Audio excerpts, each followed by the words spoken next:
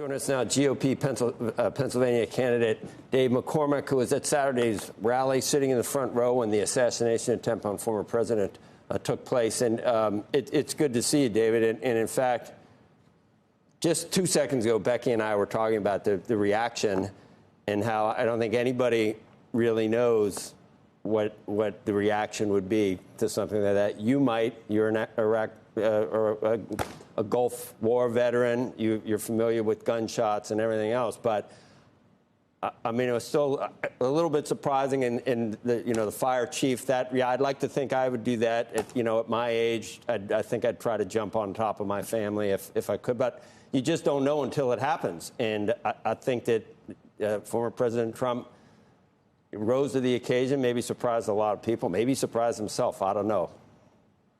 Yeah, it was remarkable in the sense. Just imagine you're shot. You're under fire. The Secret Service sort of tackled him and covered him, and then he gets to his feet and he's in that phalanx, and he has the presence of mind to recognize that he wants to. He's both defiant and reassuring, and I was really taken aback by how much strength and presence he showed in the moment. I think that felt the need to reassure people he was okay.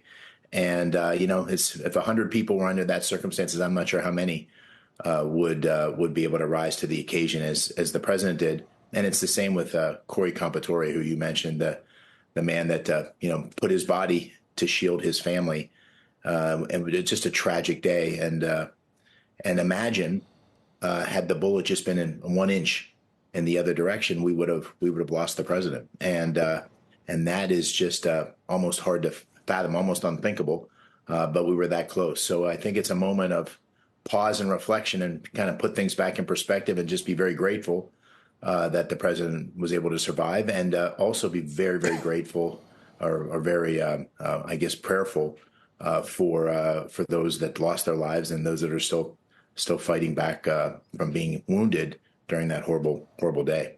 He was barely into the speech. I was watching, and I honestly thought, he always goes off teleprompter, and he didn't know whether they had that chart of immigration built. And that is why he kind of looked, he was looking up at that and moved his head a little bit. That could have made a difference. I also thought he almost called you up.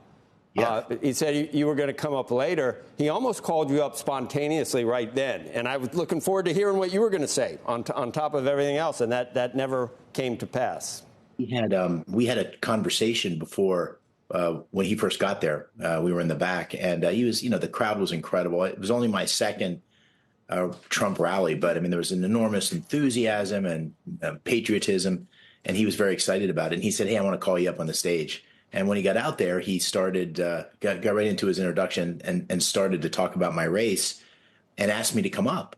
So I started to walk up, and then he said, no, let me show this chart and I'll have you come up in a little bit. He said that to the crowd. And then just a minute or two later, the shots were fired.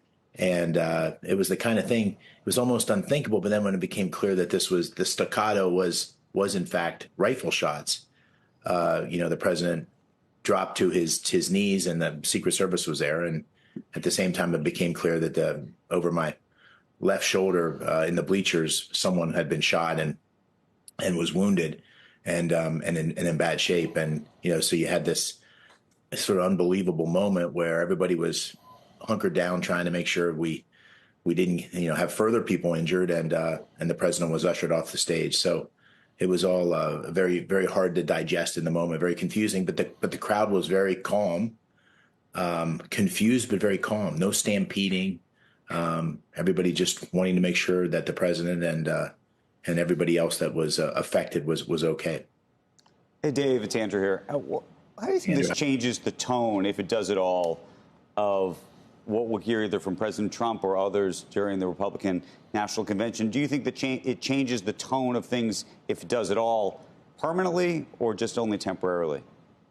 I don't know. It's too early to tell. I was encouraged, really encouraged by the statement President Trump put out, and the graciousness and sort of laying out a path on unity. And I think and I hope it will have people step back and reflect. The political rhetoric that we see and we've seen growing is really it's really concerning. It's hard to imagine that this environment of nastiness and dehumanizing rhetoric doesn't contribute to violence. And Dave, the entire playbook of the Biden campaign is going to have to change, isn't it? I mean, you can't say dictator, end of democracy, his supporters are subhuman. None of those things ring true anymore, do they? No, it's not true. I tried to make this point in an op-ed I just wrote, which is you got to stop suggesting that President Trump isn't the legitimate leader of the Republican Party. You can't call him Hitler. You can't refer to him as Satan, and you have to recognize that he is the leader of a party and a movement that is the essence of democracy and the support he's getting. And we should have a real battle about ideas because the ideas of the left and the ideas of the right now, the ideas of the Democratic Party are dramatically different. And we should resolve our conflict. The conflict's big, so we can't pretend we don't have big differences, but we need to resolve that conflict in elections and through in a civil way and through policy. And so what I want to say is, like, on the campaign trail, listen, there's going to be big conflict, and there should be. That's what our country's all about, is finding the direction, and we're at a really perilous moment. But we need not resort to dehumanizing rhetoric that creates an environment where candidates are truly at risk. And I've never thought about that much for myself, to be honest with you. And I didn't even really think about it at the rally, even after the shooting, that I was in danger. But when I got home and had a chance to connect with my daughters by text, or 6 of them by text or by phone, they're terrified, because it never occurred to them that just the act of running for public office would put me in harm's way. And it shouldn't affect anybody that way. We need to step back, ratchet back the rhetoric, and have a real battle for ideas, because the future of the country depends on it. Yeah, Dave, just back to Andrew's point, though, do you think this is lasting? Because it has been very heartening. I think this is what America has been hoping for, to take the temperature down and really talk about policies. Is this lasting, especially as you get into a contentious race? Well, I really hope so. I mean, I really hope so. That it'll be upon all of us to lead by example. But I think you have to differentiate between tough, hard-hitting campaigning that shows differences and contrast from rhetoric that suggests that the only way that you can win is have the opposition go away. And so I think we need to steer away from that kind of rhetoric. I certainly am not going to participate in that kind of rhetoric, and I'm really heartened by the environment we see in general, where people across parties, and certainly President Trump and President Biden, are both trying to set the tone that will prevail for the rest of the campaign. I hope that's the case. I think it's an opportunity.